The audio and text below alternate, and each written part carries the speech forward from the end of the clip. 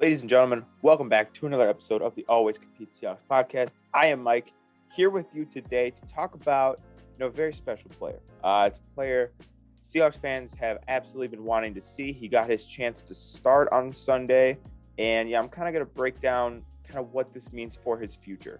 The player I'm talking about is, of course, Sidney Jones, who started at corner in replacing Trey Flowers, who is awful. There's no other nice way to say it. He's just awful. So Sidney Jones started on Sunday. How did he do? Well, it was a bit of a mixed bag. He had some goofs. He had some goofs, if you will. The first 49ers drive of the game gets kind of mossed by the backup tight end for a touchdown. Now, obviously that's not ideal. He was in pretty good position, and I will say the ball was very poorly thrown by Jimmy Garoppolo. It was almost so poorly thrown that it was like a good ball in a way.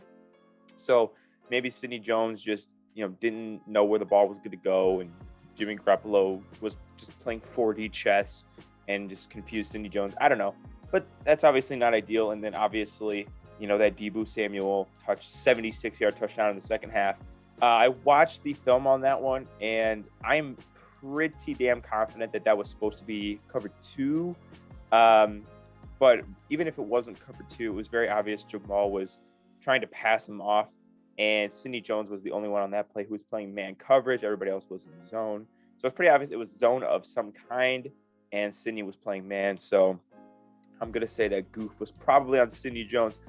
Other than that, though, I don't know. Other than allowing 2 touchdowns, which isn't great, but the second one, more specifically, that's just coaching. That's just him having, getting experience.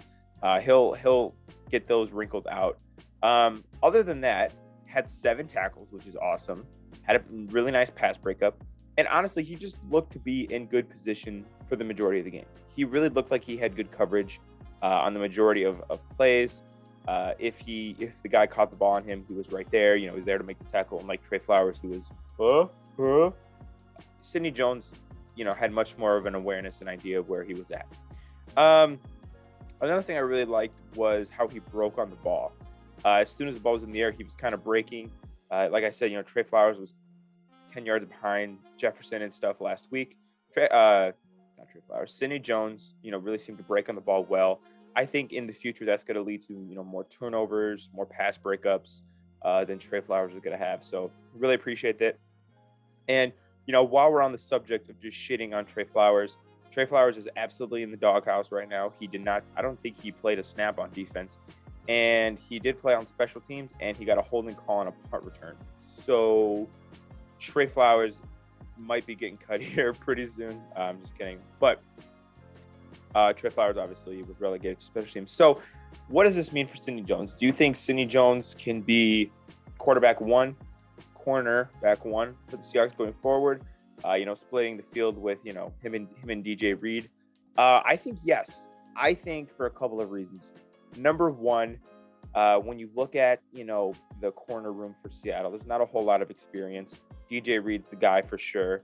Then you got Sidney Jones. You got Trey Flowers, who is awful, who has experience, but he's awful. Bless Austin is very young. We're getting Trey Brown back. He's really young. So Sidney Jones he's a vet in a way. He was drafted in 2017, so he's kind of a vet out there. He's been in the league for a while. I believe he won the Super Bowl with Philly his first year. So, he's kind of been down that road. So I think he can. I think he's played, obviously, other than the 2 goofs that he had, I think he played well. I think he has the potential to play the best out of any of the corners. So I think definitely we could see Sidney Jones being the corner 1 going forward for the Seahawks.